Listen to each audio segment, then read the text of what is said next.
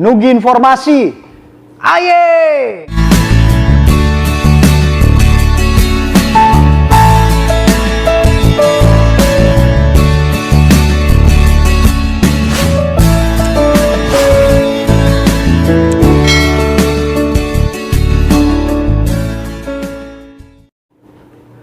Assalamualaikum warahmatullahi wabarakatuh. Abang Po, alhamdulillah kita sudah di konten berikutnya dan sekitar 35 konten kita buat. Informasi terus berlanjut dan hari ini kita berada di SMA 1 Negeri Kota Bekasi. Dan informasi yang beredar bahwa SMA favorit itu ya hanya kalangan-kalangan tertentu yang bisa masuk untuk murid-muridnya. Bener nggak tuh? Makanya kita cari tahu seperti apa sih sebenarnya keadaan kondisi pendaftaran murid-murid di sini. Pantau terus. Cus.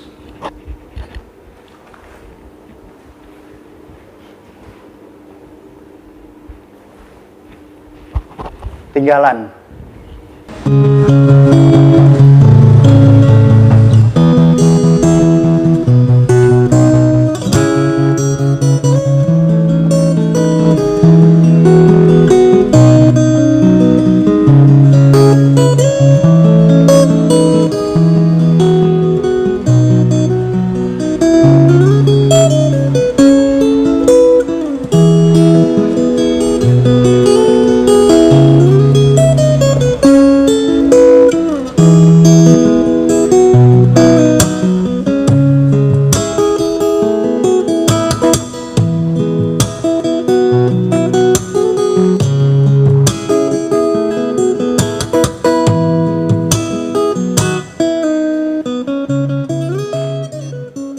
Abang Empok dimanapun berada, kita sudah berada di SMA Negeri 1 Kota Bekasi.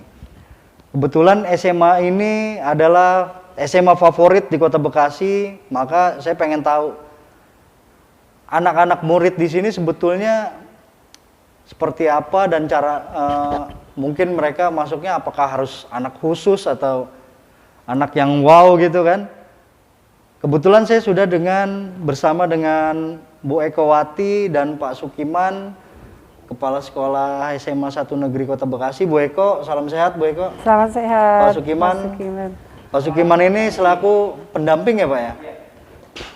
Pendamping murid lah ya. Bu Ekowati ini kita ganggu lagi Bu, sekian kalinya.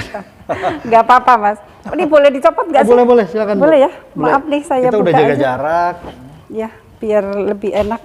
Ya, siap. Mohon maaf ya. Soalnya kan pengen tahu juga kepala sekolah SMA 1 face-nya gimana sih gitu kan. Baik. Bu Eko izin. SMA 1 ini kan SMA favorit Bu. Artinya apakah anak-anak yang masuk di sini itu favorit juga harus khusus atau anak orang kaya atau gimana gitu kan. Ini kan karena kan Abang Po di rumah juga pengen tahu juga. Karena mereka nantinya ada anaknya mau masuk juga SMA gitu kan. Ya. Gimana Bun? Ya baik. Assalamualaikum warahmatullahi wabarakatuh. Saya Ibu Ekowati, Mas Nugi ya. Kepala SMA Negeri 1 Kota Bekasi.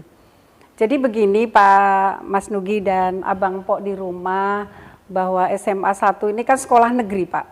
Jadi SMA Negeri 1 Kota Bekasi itu sampai detik ini sudah berumur 57 tahun.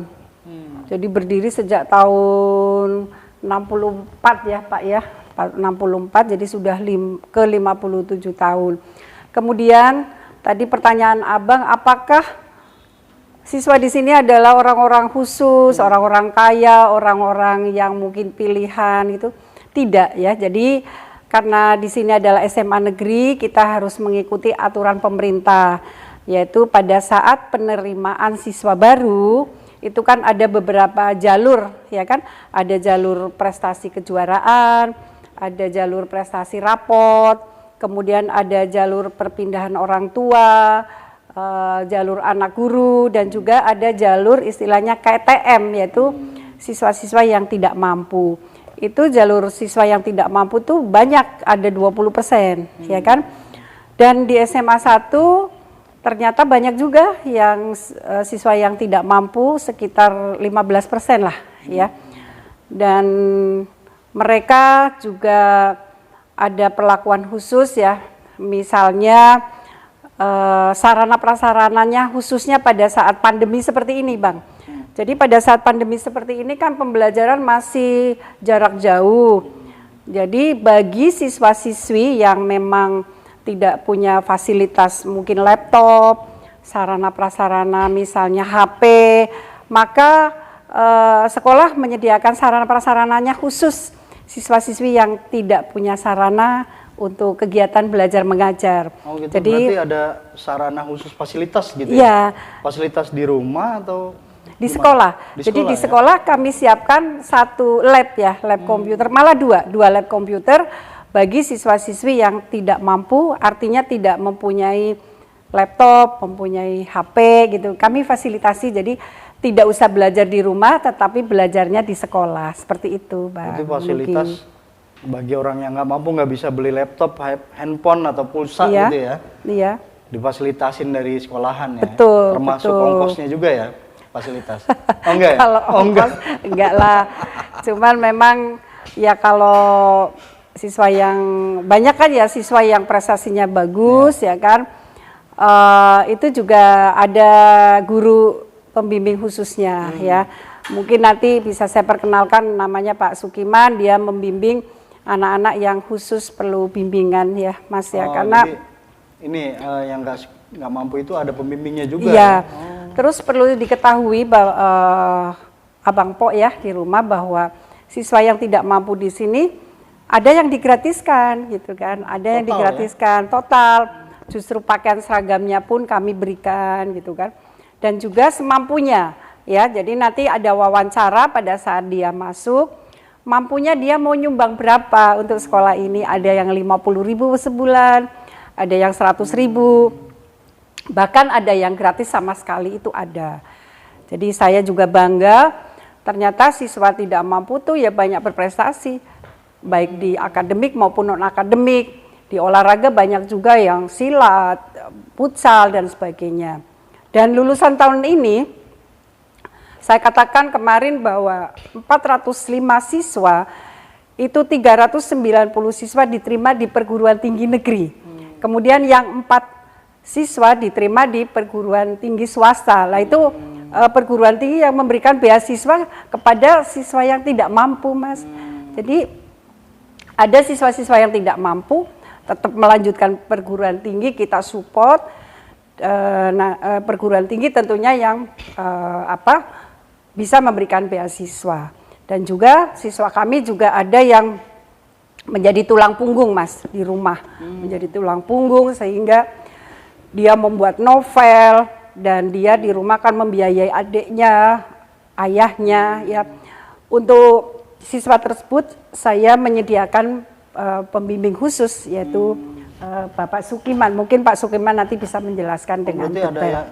Ada siswa yang bikin novel, itu bikin novel Pak Sukiman yang ngerti ya, yang lebih, karena pembimbingnya ya Pak ya, izin Pak Sukiman. Itu ada siswa berarti macam-macam prestasi. Nah, kan untuk pembimbingnya berarti dia membimbing ini ya, Bapak membimbing bagaimana pelajaran anak ini ya. Boleh diceritain Pak, gimana dia bikin novel, maksudnya gimana Pak? Ya baik, terima kasih Bang Nugi, ya. Sehat ya? Sehat. Itu yang sekarang perlu, penting sekali. Baik, jadi terkait pendampingan terhadap siswa-siswa yang ya membutuhkan pendampingan khusus lah ya. Jadi ini kita harus sadari di dalam dunia pendidikan, kita sebagai institusi pendidikan kan tugas utama kita kan mendidik ya. Dalam proses pendidikan itu kan ada unsur pendampingan. Dan seperti yang Ibu Kepala Sekolah sampaikan juga bahwa kondisi siswa kita ini beragam ya. Mulai dari ada yang ekonomi menengah ke atas, menengah ke bawah pun ada. Dan tidak jarang siswa-siswa kami yang ekonomi menengah pun ini juga punya prestasi.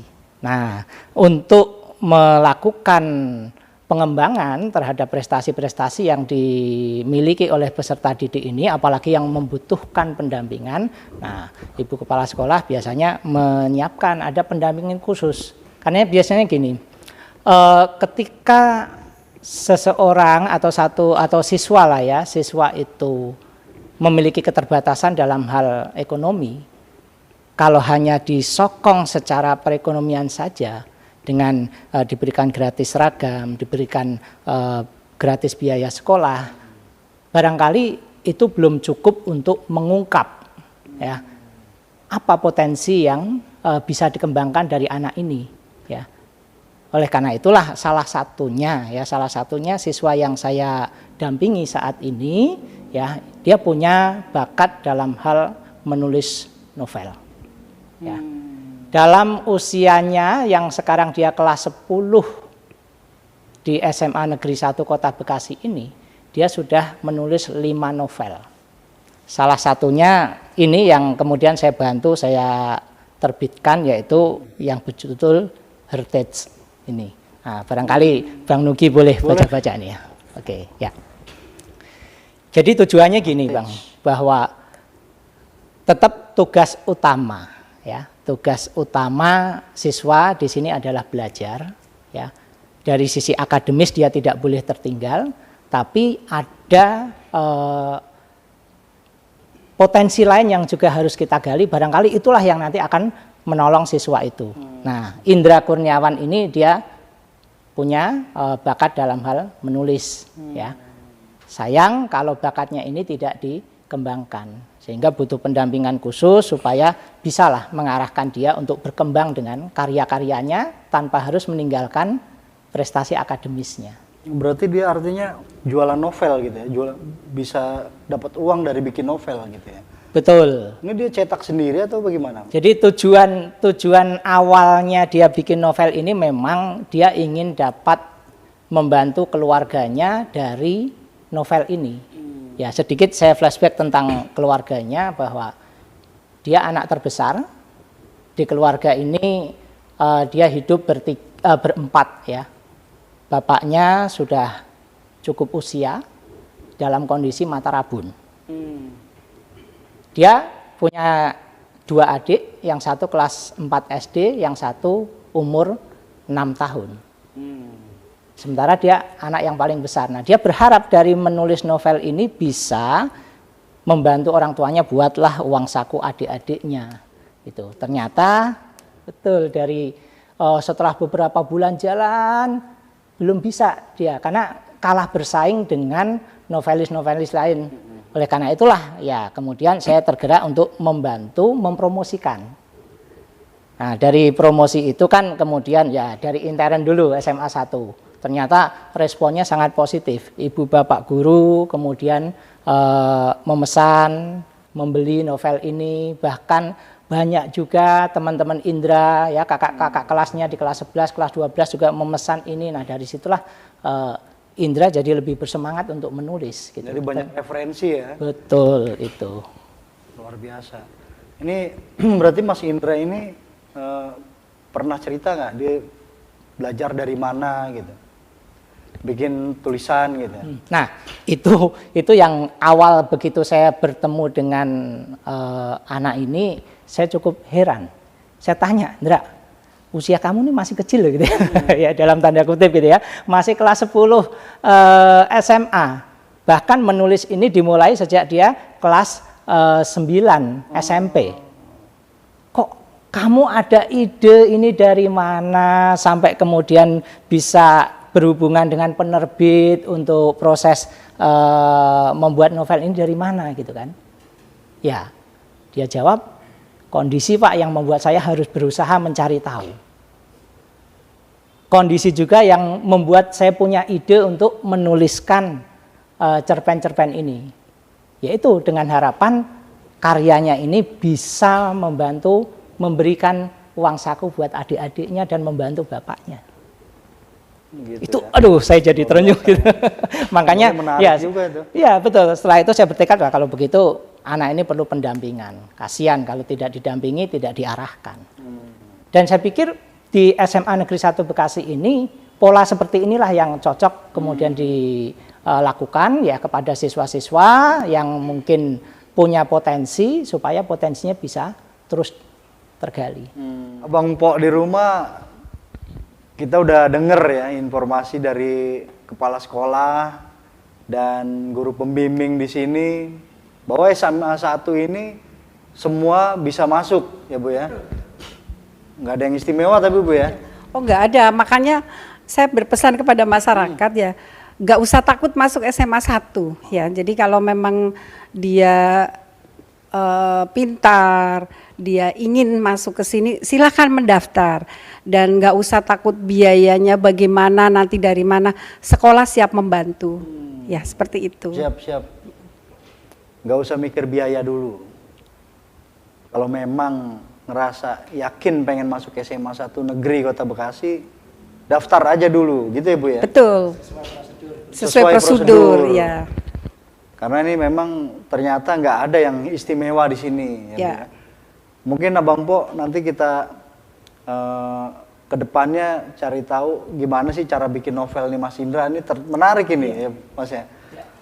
Pak Guru ya. Aduh, yaudah terima kasih banyak Bu Eko. Dan jangan takut juga ya setelah lulus SMA mau ngapain. Banyak perguruan tinggi juga yang menerima, menampung siswa-siswa tidak mampu tetapi pintar.